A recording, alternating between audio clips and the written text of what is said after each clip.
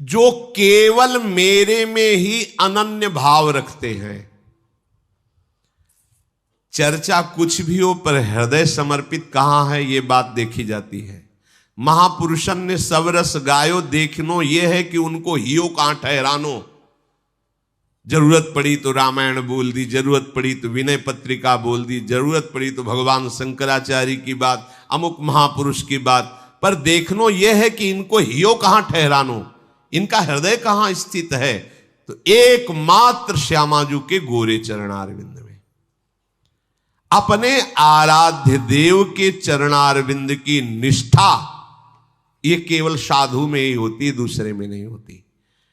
अब दूसरा चाहे वो पैंट शर्ट में हो चाहे भेष में हो, अगर साधुता है तो अपने आराध्य देव का अनन्य है। वो गृहस्थ में भी हो सकता है, वो विरक्त में भी हो सकता है। अगर अपने आराध्य देव का अनन्य भाव नहीं है तो चाहे विरक्त हो चाहे गृहस्थ, वो साधु नहीं है। भगवान कह रहे मई अनन्य भावेन भक्तिम कुर्वन्ति ये दृढ़ाम, दृढ़ता पूर्वक मेरे में अनन्य भाव पूर्वक जो भक्ति करता है वो साधु है। आगे कह रहे मत कृते त्यक्त कर्माणस, जितने भी कर्म है वो मेरे लिए त्याग देता है। त्याग देने का मतलब यहां समर्पण है। त्याग देने का मतलब आज से हम कोई कर्म नहीं करेंगे, यह प्रमाद है। कर्म को प्रभु के चरणों में समर्पित करना, इसे त्यक्त कहते हैं, इसी को संन्यास कहते हैं। ये तो सर्वाणि कर्माणि मयि सन्न्यस्य मत पराहा, सन्न्यस्य माने मेरे को अर्पित करके, त्यक्त माने मेरे को अर्पित करके। जो संपूर्ण कर्म केवल मेरे को ही अर्पित करता है और अपने सगे संबंधियों का मेरे लिए त्याग कर देता है, ये बात समझो। जब तक मेरे लिए सगे संबंधियों का त्याग, महाप्रभु हरिवंश चंद्र दूरादपाश स्वजनान, क्योंकि भाई बहुत जन्मों से हम राग में जी रहे हैं। अगर हमें प्रभु से प्यार करना है, इसी जन्म में मुक्त होना है, तो अंत ही तो ही तजेंगे पामर तू न तजय बही से। गुरु का आश्रय छोड़कर, भगवद आश्रय छोड़कर मरण धर्मा शरीरों का आश्रय लिए हो, कितने दिन टिकेंगे? कितने दिन पेंशन आएगी? कितने दिन रुपया तुम्हारे हृदय को शांत रखेगा?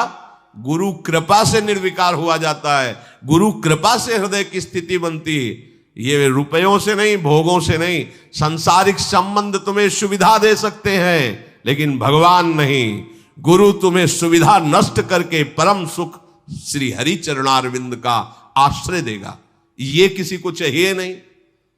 भेष बनाने से थोड़ी भगवत प्राप्ति होती है, उद्देश्य बनाने से भगवत प्राप्ति। हमारा उद्देश्य श्यामा श्याम में आसक्त होना है। भगवान कह रहे त्यक्त स्वजन बांधवाहा, मेरे लिए सगे संबंधी मित्र दोस्त रिश्ते नाते सब छोड़ दिए। नाते नेह राम के मनियत सुहृद सुसेव्य जहां लो। अगर हमारा संबंध है तो श्री जी के संबंध से है, पर्सनल शरीर संबंध किसी से कोई नहीं। तब जाकर के हृदय में ये अनन्य भक्ति का रूप जागरण होता है। मदाश्रया कथा मृष्टा श्रणवंती कथयंती च, मेरे भक्त सदैव मेरी ही चर्चा करते रहते हैं और उनको मेरी चर्चा बड़ी मीठी लगती है। मृष्टा, ये भगवत कथा अमृत है। कथा अमृत, ये प्रपंच का विषय सुन सुनकर हमारी श्रवणेंद्री बीमार हो गई है। जैसे जवान में जब पित्त का रोग बढ़ता है तो कड़वाहट होती, तो मिश्री भी कड़वी लगती है। ऐसे ही श्रवणेंद्री को भगवत चर्चा उनको रुचिती नहीं जो विषय प्रपंच सुनते रहते हैं। हमारे मालिक बड़े उदार हैं, पेमेंट में कमी नहीं होगी, पक्का समझ लो। आपके कार्य प्रणाली में कमी हो सकती है, मालिक के पेमेंट में नहीं। देख लेना परिणाम। ये वृंदावन भूमि है, आपकी श्रद्धा और आपका ये भाव ऐसी ऊंचाई पर एक दिन बैठा देगा कि आप सोचोगे कि अगर मैं जानता कि इससे ऐसी उन्नति होती तो पूरा जीवन समर्पित कर देता, पर माया जाने नहीं देती। इस कलिकाल में ऐसी भयावह हवा चल रही है भोगों की। उस समय अधिकतर ये नवयुवक हाथ जोड़ करके केवल इस बात के लिए कि एक झलक, कोई अभिनेता है क्या भाई, अमुक आ रहे हैं तो देख ले भाई, पर्दे में देखते, बाबा जी हैं जटाजूट सब बाबा जी को देख, भगवान के हैं इस नाते से खड़े, बातें भगवान की हो रही इस नाते से सुन रहे, तो क्या प्रभु नहीं जान रहे? क्या वो परिणाम में धोखेबाजी करेंगे? क्या नहीं। परम मंगल मृष्टाहा, ये अमृत है, कथा अमृत, ये भगवद वार्ता। अगर एक बार तुम सत्संग में बैठ गए हो तो यही भारी पड़ेगा तुम्हारे हिसाब में। जब तुम्हारी मृत्यु होगी और उसमें रजिस्टर में देखा जाएगा परम धाम श्री वृंदावन की रज में बैठ करके प्रातःकालीन 4 बजे से 6 बजे तक भगवत चर्चा। अब हिसाब किताब में यमराज बार बार चश्मा हिलाएंगे वो कलम की, अब क्या लिखे, अब क्या करें?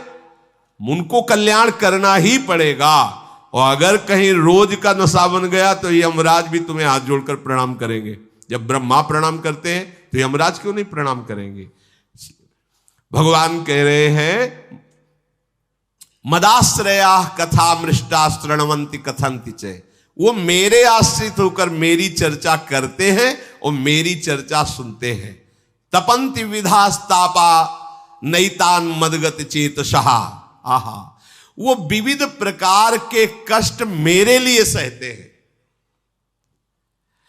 कभी कभी प्रणाम की भावना जागृत होती है जो एकांतिक में जाते हैं।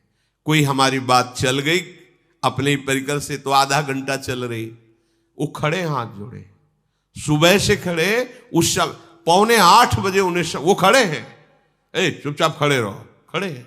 किस लिए? 5 मिनट बैठने को मिलेगा, कोई भगवत बात सुनने को मिलेगी। मेरे लिए विविध प्रकार के कष्ट सहते हैं, इसका हिसाब नहीं होगा, इसका हिसाब होगा। मेरे प्रभु देख रहे हैं तुम किसके लिए खड़े हो।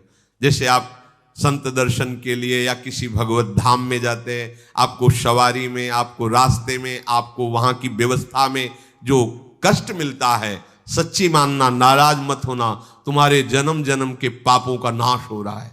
अगर कहीं धाम आदि में तुम्हारे को किसी कोई विशेष चोट लग जाती है तो उदास मत होना, कोई बहुत बड़ा पाप बहुत छोटे में नष्ट हो गया, ऐसा मानना। बिल्कुल ऐसा ही है। यहां ये न सोचे कि धाम आया, संत के पास आए और हमको धक्का मुक्की मिली, हमको ऐसा खड़े रहना पड़ा। ये आपके लिए भारी तप है और इसी से भगवान प्रसन्न होंगे। तपंति विधास्तापा नैतान मदगत चेतसा, वो हर प्रकार के ताप और कष्ट को मेरे लिए सहते हैं। आप किसके लिए खड़े होते हो? प्रभु के लिए खड़े होते हो। इसलिए वही संत है जो हर ताप को, हर कष्ट को प्रभु के लिए सह रहा है। अब आपका खान पान विश्राम ये मांगे खत्म हो जानी चाहिए, सुविधा जनित भोग की आकांक्षा खत्म। आज ये बने तुम्हारे मन में नहीं होना चाहिए। श्री जी की जूठन जो मिले उससे उदर पोषण करके आनंद पूर्वक निरंतर भजन परायण रहना चाहिए। अगर आपके अंदर ये आकांक्षाएं हैं कि ऐसा ऐसा ऐसा सुविधा मिले, तो अभी वो बात नहीं आई जो आना चाहिए, तो काहे को इतने कलंक को लगा रहे हो? और आगे बढ़ो।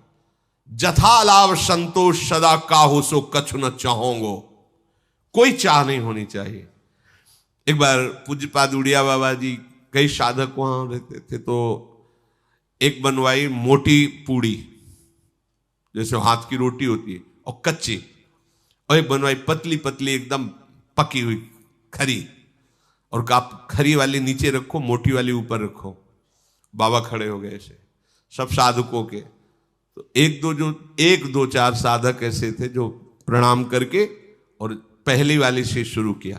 बका मोटी वाली सरका के नीचे से खरी वाली, जो करता बाबा कहते उठो उठो, ब्याह करो जाके, बहू लाओ और वो गरम गरम पवेगी। तुम बाबा जी बनने लायक नहीं हो, तुम्हें खरी और अधकच्ची, मोटी और पतली नहीं, चलो तुम उठो, खड़ो, चलो भागो, ब्याह करो जाके, तुम बाबा जी जथा लाभ संतोष सदा काहू सो कछ। बहुत कड़ा शासन इस बात पे करते थे। खान पान में दृष्टि रखते, जो अच्छे पदार्थों को खाना रुक जाओ, ये क्यों नहीं शुरू किया, इसको ही क्यों, वो अच्छा है ना, हटाओ उसको, अब इसको मत देना, ये ऐसा शासन था। श्री भगवान कह रहे मेरे लिए कष्ट सह, तो प्रभु के लिए, श्री जी के लिए ये जीवन अर्पित है। जो भी हमें दुख मिल रहा है, जो भी हमारी अव्यवस्था में जीवन कटे, जैसे भी हम श्री जी के लिए कष्ट सह रहे हैं, श्री जी हमें देख रहे हैं, तो वो कष्ट हमारे सारे अंतःकरण के मल का नाश कर श्री जी की प्राप्ति करा देगा। खूब भगवद आश्रित होकर भजन करो। अहोभाग्य है कि अपने लोगों को भगवत चर्चा करना, सुनना, नाम कीर्तन करना, वाणी जी गायन करना, सुनना, श्री जी की सेवा करना, सेवा दर्शन करना, ये सब सौभाग्य श्री धाम में मिल रहा है। अहेतु की कृपा, हमारे जुगल सरकार बरस रहे हैं, बरसत जुगल किशोर, बस इसी वर्षा में भीन करके श्री जी के पास जाना। श्री राधा वल्लभ लाल।